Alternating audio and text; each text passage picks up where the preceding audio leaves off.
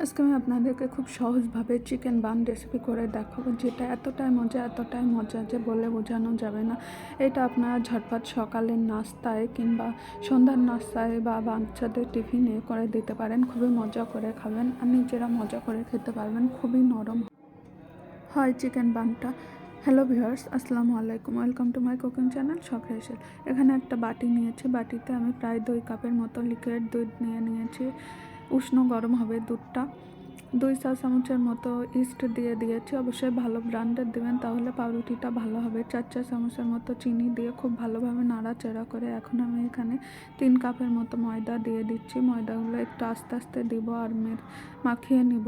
এভাবে আমি সব ময়দাগুলো আস্তে আস্তে দিচ্ছি এবং নরম একটা ডো তৈরি করে নেব। আপনারা দেখলেই বুঝতে পারবেন ডোটা কেমন নরম হয়েছে, একেবারে সফট হয়েছে।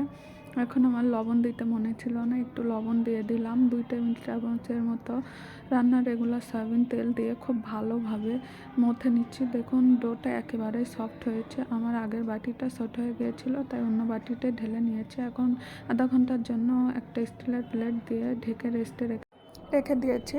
এর মধ্যে আমি চিকেন পোটটা রেডি করে নেব, যেটা পাউরুটির মধ্যে দেব। একটা পেঁয়াজ কুচি দিয়েছি, সামান্য তেল দিয়ে একটু নাড়াচাড়া করে 1/2 চামচ আদা বাটা, 1/2 চামচ রসুন বাটা, সামান্য হলুদ, সামান্য মরিচ গুঁড়া, সামান্য ধনিয়া গুঁড়া, সামান্য জিরা গুঁড়া, স্বাদ মতো লবণ দিয়ে খুব ভালো মতো মিশিয়ে নিচ্ছে। মশলাটা কষিয়ে নিচ্ছে, খুব ভালো মতো ভেজে নিব লো আছে।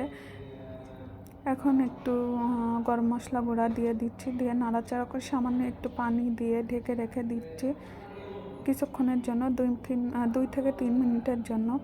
এর মধ্যে আমি চিকেনটা মশলায় দিয়ে দিয়েছি 2-3 মিনিট পরে।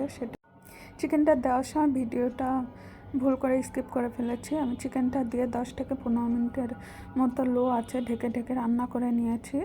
এখন পাউরুটির জন্য যে ডোটা আমি রেস্টে রেখে দিয়েছিলাম সেটা খুব ভালোভাবে মথে নিচ্ছি, আর দেখুন কতটা ফুলে গেছে। এখন আমি সামান্য ময়দা দিয়ে আরও ভালোভাবে মেখে নিচ্ছি, খুব ভালো মতো মথে নিচ্ছি। এভাবে দেখলে বুঝতে পারবেন। সামান্য হাতে তেল মাখিয়ে বানগুলো করে নেব। এখন একটা স্টিলের প্লেটে সামান্য তেল মাখিয়ে আমি চিকেন বানগুলো রেডি করব। এভাবে আমি এই ডোটা দিয়ে 6টা লেচি কেটে নিয়েছি। এর মধ্যে এভাবে হাত দিয়ে করে চিকেনের পুরটা আমি এভাবে দিয়ে বানের আকার করে স্টিলের প্লেটে একে একে দিয়ে নিব। এভাবে আমি সবগুলো দিয়ে নিচ্ছি। আর একটা দেখে দিচ্ছি কীভাবে নিচ্ছি। একটু পাতলা করে হাত দিয়ে, ডোটা অনেক নরম, এই কারণে একটু জোড়া লেগে যেতে পারে। আপনার একটু হাতে তেল দিয়ে করে নেবেন। এভাবে সবগুলো আমি করে নিয়েছি।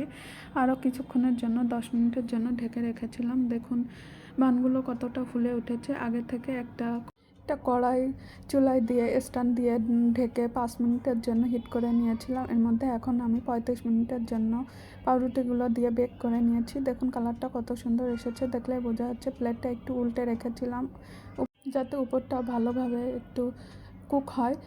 এখন আমার পাউরুটিগুলো, চিকেন বানগুলো একেবারে রেডি হয়ে গিয়েছে। দেখুন কত সুন্দর নরম হয়েছে, দেখলেই বোঝা যাচ্ছে। আর খুব মজা হয়েছে, এতটাই নরম, এতটাই সফট। আর কোনো রকম ডিম না দিয়ে আমি এত সুন্দর কালার এনেছি পাউরুটিতে। আপনারা এভাবে করে নিতে পারবেন। আর আমার এই ভিডিওটা ভালো লাগলে অবশ্যই লাইক, কমেন্ট এবং শেয়ার করবেন, আর অবশ্যই সাবস্ক্রাইব করে দেবেন। ভালো থাকবেন।